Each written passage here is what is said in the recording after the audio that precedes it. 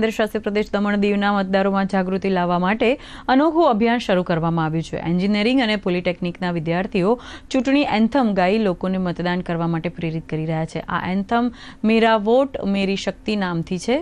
આ તરફ દમણના અનેક વિસ્તારોમાં ચૂંટણી વિભાગ તરફથી પણ મતદાર જાગૃતિના કાર્યક્રમો હાથ ધરવામાં આવ્યા છે।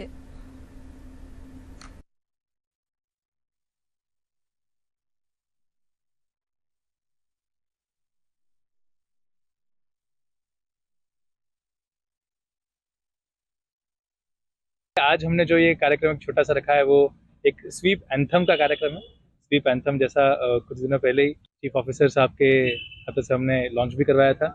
मेरा वोट मेरी शक्ति है, मेरा वोट देशभक्ति है। खास करके फर्स्ट टाइम वोटर्स और युवा वोटरों को ध्यान में रखते हुए ये गाना हमने बनाया है जो मतदान के बारे में लोगों को जागरूक करता है और हमें अपने अधिकार और जिम्मेदारी के बारे में भी जानकारी देता है।